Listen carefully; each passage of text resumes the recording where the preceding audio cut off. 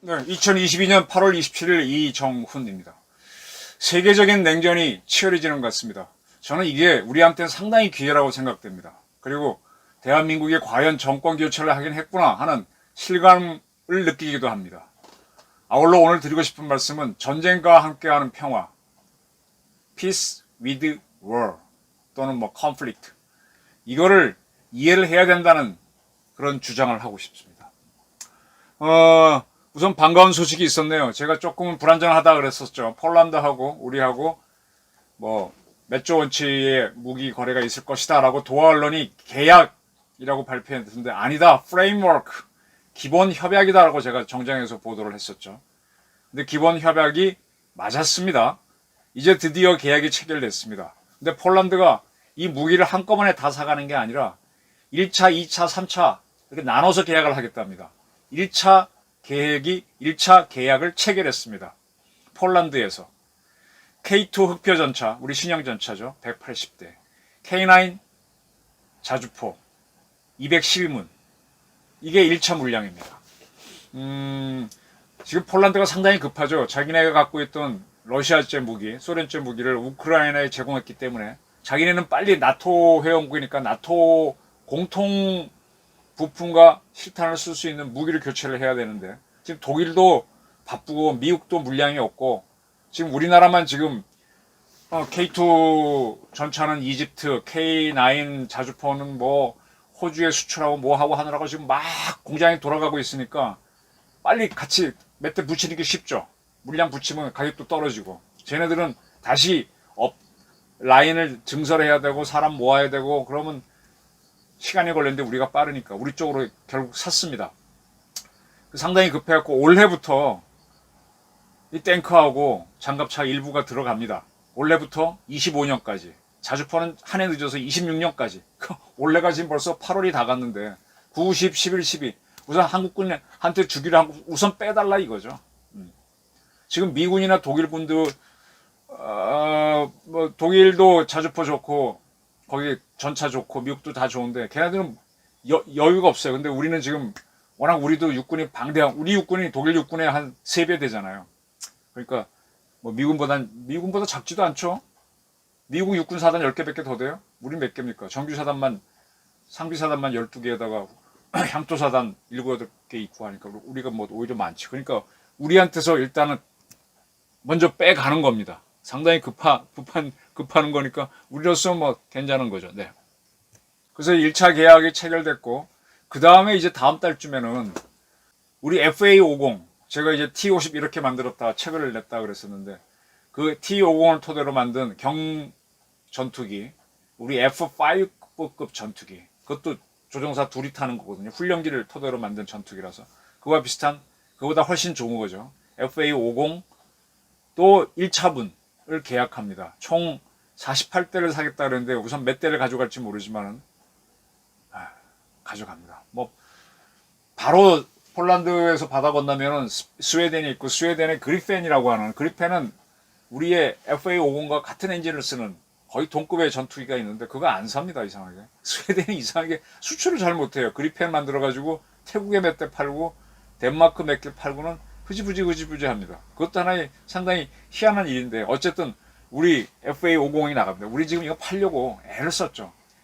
제가 이 무기 가격을 낮추는 문제에 대해서 말씀드렸는데 우리가 영국하고 일본의 템페스트를 같이 만들면 우리 KF-21이 시장이 어렵 거다 하면서 말씀드렸었는데 이명박 대통령이 사업을 해봤고 장사를 해본 사람이잖아요. 그러니까 전체 비행기 가격의 35%는 엔진인데 엔진은 미국의 GE 엔진 쓰니까 그걸 깎는데 한계가 있죠. 미국이 안 까주면 안 되니까. 그러니까 국내 나머지 부품하는 회사들을 몰아치니까 결국은 뚝뚝 가격이 떨어졌습니다. 그리고 나서부터 T50이 수출이 잘 되는 거예요. 그전엔 더 어려웠어요. 그러니까 자꾸 이렇게 그래서 많이 팔리면은 박리담회가 가능하죠. 그럼 시장이 커지면 더 벌게 되는 거죠. 그래서 이제 FA50이 지금 나가는데 자꾸 나가야죠. 그래서 폴란드랑 우리랑 이렇게 하게 되면 러시아 입장에서는 폴란드에 무기를 공급해? 지금 러시아는 우리를 가만히 보고 있을 거예요. 우크라이나가 한국산 신궁, 형궁, 뭐 그런 대전차포라든지 우리 자주포라든지 휴대용 대전차 로켓이라든지 뭐 이런 걸 좀 지원해 줬으면 하는데 우리가 지금 안 하고 있고, 뭐 방탄모나 뭐 이런 비살상 무기 장비만 제공하고 있는데, 폴란드가 이제 나토의 최전방 국가인데 여기에 한국 무기가 딱 들어가면 러시아가 신경이 쓰이죠. 예. 그리고 이제 만약에 우크라이나에 대해서 한국이 무기를 공급한다 그러면 또 이제 이게 냉전이 치열해지는 겁니다. 그리고 이제 앞으로 봐야 될 게, 우리는 이제 이걸 돈을 받고 파니까 뭐 그렇게 넘어갑니다만, 지금 북한은 어떤 수를 노리고 있는가 하면은, 북한에서 특수부대원들, 우리 얘기하면 특전사라고 보시면 됩니다. 특전사나 특공여단 출신들을 제대시켜가지고 민관이나 해서 지금 러시아가 우크라이나에서 점령한 지역이 있죠. 돈바스라고 하는 지역에, 거기에 두 개의 공화국이 세워졌는데 그쪽에 가서 근로를 하게 하는 겁니다. 그러면서 그 나라가 어떠한 형태로 러시아한테 제공받았던 뭐 그런 석유를 이쪽으로 보내고 북한은 그거 받고, 그런 게임을 하기 위해서 지금 북한하고 러시아가 지금 서로 만나고 있죠. 근데 이것도 참 신의 한 수죠. 북한은 유엔 회원국이 아닌 돈바스의 루안스키 뭐 그런 두 공화국으로부터 석유를 받으면 지금 경제난을 뚫어 나갈 수가 있겠죠. 근데 김정은이도요 절대 쉬운 놈 아닙니다. 그자도 러시아의 약점을 이용해서 더 내놓으라 더 내놓으라 그럴 겁니다. 제가 드리는 말씀은 뭔가 하면, 지금 푸틴은 이 전쟁을 일으켜서 미국으로부터 서방 세계로부터 압력도 받지만 또 한국한테도 압력을 받는 겁니다. 우리가 아주 조심조심 우크라이나는 안 들어가고 폴란드까지만 들어갔지만 이렇게 하나씩 스트레스를 받고 있는데, 나의 한편이 돼줘야 하는 북한은 도와는 주는데 무지하게 닦아먹을 거라는 겁니다. 이와 똑같은 거는 과거에 박정희 정부도 월남전에 파병해 달라고 하니까 막 닦아먹었죠. 그때 그 닦아먹기 위해서 쇼를 하게 했던 국회의원이 누구냐? 그게 나중에 박 대통령 살해될 때 경호실장 하던 차지철입니다. 차지철이가 막 국회의원으로 있으면서 뭐 반미 선언 같은 거 하면서 그렇게 해서 이제 우리가 더 많은 걸 받아내서 2개 사단, 1개 여단을 파병하게 되는 거죠. 근데 북한은 아마 더 러시아한테 요구할 겁니다. 그러니까 미국이란 나라는 힘이 있으니까 그게 그렇게 해주고도 가능한데 상당히 푸틴이 닦일 겁니다. 이렇게 해서 이제 우리가 폴란드에 무기를 수출함으로 해서 이제 국지정책 확 바뀝니다. 그 다음에 또 뭐가 있는가 하면요. 지금 우리 한국공군의 MRTT, 우리는 뭐 KC-330이라고 하는 수송기도 되고 급유기도 되는 급유기하고 KF-16 6대 급유기 한 대가 호주로 날아갑니다. 날아가 있습니다. 그래갖고 29일 내일 모레네, 피치 블랙이라고 하는 한 10나라가 참여하나요? 100여 대의 각종 항공기가 와서 연합공군 훈련을 합니다. 여기에 한국공군이 처음 참여합니다. 처음 들어온 나라 중에는 일본도 이번에 처음 들어오고 독일도 처음 들어옵니다. 미국 들어가고요. 영국 들어오고 호주 들어오고. 그러면 이게 무슨 얘기인가 하면은, 지금까지 이제 해군이 하는 세계에서 가장 큰 훈련이 하와이에서 열리는 림팩인데, 림팩에 우리 해군 갔다 왔죠. 마라돔함하고 뭐 이런 큰 배들 갔다 왔지 않습니까? 이제 오고 있겠죠. 잠수함도 갔다 오고. 그 다음에 미 공군이 주도하는 가장 큰 연합공군 훈련이 알래스카에서 하는 미 공군이 주도하는 레드 플래그 훈련이 있습니다. 거기에 우리의 이제 전투기들이 가서 훈련을 같이 했는데, 이번엔 급유기까지 보내서 같이 합니다. 그래서 이번엔 호주 공군하고 우정 비행을 하면서 호주의 급유기가 우리 KF-16한테 기름을 주고 우리의 KC-330이 호주의 F-35한테 기름을 주는 그런 연습을 했습니다. 이런 다양한, 근데 이제 독일 공군, 일본 항공자위대, 미 공군, 이 어수 작전하는 거 하면은 호주 제일 북쪽이 뉴기니아 바라보는 다윈이거든요. 적도가 가까운데. 거기는 이제 조금 더 올라가게 되면 남중국해고 중국 바라보는 데죠. 거기하고 이제 브리즈번이라고 저쪽 남쪽에서 하게 되는데, 이건 결국 중국을 겨냥한 훈련입니다. 여기에 한국 공군이 들어갑니다. 레드 플래그만 가다가 이 호주 주도의 세계적인 훈련인 블랙 피치인가요? 피치 블랙에 들어갑니다. 이게 뭐냐? 이게 세계가 둘로 쫙쫙쫙 쪼개지고 있다는 겁니다. 그러면 또 하나 봐야 될 게 뭔가 하면요. 독일도 들어오고요. 또 하나 봐야 되는 거는 지금 러시아군이 연해주에서 거기 보스토크가 있죠. 블라디보스토크. 블라디보스토크는 정동, 정확히 동쪽이라는 뜻이에요. 그 보스토크가 동쪽입니다. 보스토크 2022 훈련을 합니다. 근데 여기에 누가 참가하는가 하면 중국군이 6회 공군을 다 보냅니다. 이건 대단한 거죠. 거의 이제 훈춘진하면은 바로 그 러시아 땅인데 거기가 어디야? 러시아 핫산인가? 그 국경 통해서 육군 가면 되고 공군도 비행기 타고 넘어가면 되고 해군은 지금 우리 동해 일본하고 우리 사이에 있는 동해를 통과해서 아마 가서 6회 공군이 다 참여하는 훈련을 합니다. 근데 이 참여하는 나라 중에서 눈을 탁 끄는 나라가 있는데 보스토크 2022 훈련에 인도가 참여합니다. 인도는 지금 아시다시피 중국에 반대해서 쿼드에 참여한 나라잖아요. 인도, 중국, 인도, 일본, 호주, 미국이 쿼드라 그랬는데 지금 이 인도는 희한해요. 러시아 제재에도 참여 안 하고 대신에 러시아로부터 기름 싸게 받고 있습니다. 러시아랑 같이 훈련하겠대. 중국군이 오는데 노 프라브람 하고 가고 있어요. 그 다음에 우리나라 사람들이 몽골을 되게 좋아하는데 몽골도 참여합니다. 몽골은 상당히 친러적인 국가예요. 친러 노선을 유지해서 중국한테 먹히지 않고 버티고 있는 겁니다. 그러면은 북한은 여기 참여한다고 아직 나와 있지는 않는데 아까 북한은 자기네 특수부대원들을 제도시켜서 루안스키 이쪽에 보내서 일을 하게 하고 필요하면 그 사람들이 또 민무대처럼 싸우기도 하겠죠. 전투는 귀신들일 테니까. 그래서 우리 국정원도 우크라이나에 뭐가 좀 들어가야 되지 않느냐 그런 검토들을 하는 것 같던데 적극적으로 해야 되죠.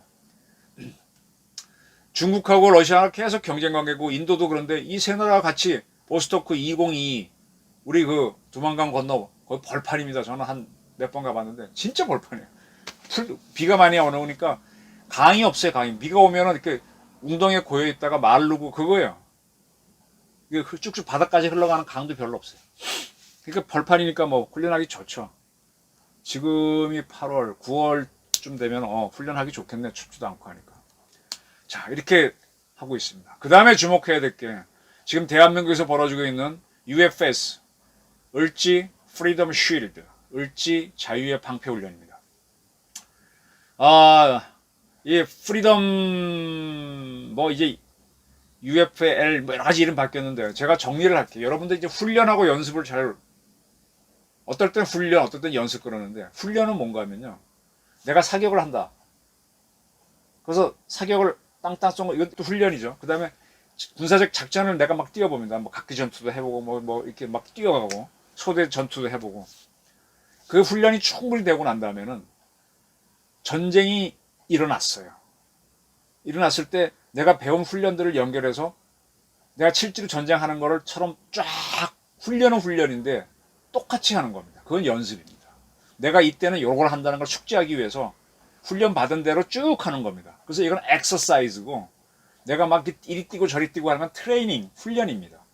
트레이닝을 모아서 정교하게 하나의 스토리가 돌아가면 이건 엑서사이즈가 되는 거죠. 그래서 프리덤 쉴드 연습이라고 하는 건 인민군이 남침을 했어. 옛날에는 이게 어떻게 되는가 하면 우리가 70년대까지는 서울을 뺏긴다라고 생각하고 우리 정부가 철수해서 서울은 뺏긴 상태에서 싸운다라는 개념이었어요. 근데 75년부터는 어떻게든 서울에서 버틴다 라고 하면서 그러니까 서울 앞에 파주에서 박살나게 붙는 거죠. 그렇게 해서 여기서 제가 오는 걸 막고 거부하면서 밀고 거꾸로 치는 반격 그리고 어디까지 올라갈지는 이제 그 추후의 문제. 그렇게 훈련이 되고 그렇게 75년부터 우리가 수도권을 지키는 걸로 이제 바뀌었죠. 지금은 이제 그 84년부터는 북한도 이제 미사일이 발달하고 항공기가 있고 저게 있으니까는 휴전선에서만 쫙 밀고 오는 게 아니라 배를 타고 전후방 각지 미사일 낙하산 부대 다 들어온다는 전제하에서 전국에서 다 뛰는 작전으로 바뀌는 거죠. 거기서 막아내고 그 다음에 반격해 올라가는 그런 작전으로 하면서 이제 그런 연습을 하는 게 프리덤 그런 훈련이고 연습이고 을지 연습은 뭐냐 전쟁이 일어나면요 정부가 군을 지원해야 되잖아요. 뭐 군인들 먹는 것부터 그다음에 차가 지나갈 때도 군인 차 먼저 가게 하고 뭐 이런 배려들을 해줘야 되지 않습니까? 전쟁에 또 물자가 얼마나 많이 들어갑니까? 그래서 정부가 기존에 이런 일반 행정하던 거에서 전시 행정으로 딱 바뀌면서 어떻게 완전히 다르죠. 그걸 연습하는 거예요. 뭐 훈련이면서 연습입니다. 그때부터는 이제 전시 내각이 돌아가면서 막 뭐 국무회의도 뭐 다르게 열리고 막 이렇게 막 바뀌는 거죠.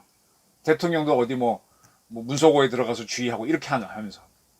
그러면서 또 하나가 뭐냐? 자, 이 군인들이나 물자를 실어 나갈 때 군 트럭만으로 안 되잖아요. 그러면 뭐 우리나라 지프차 이상의 트럭들을 다 정부에서 동원합니다. 동원하면 그건 나와서 싣고 가야 돼요. 승용차는 안 하지만.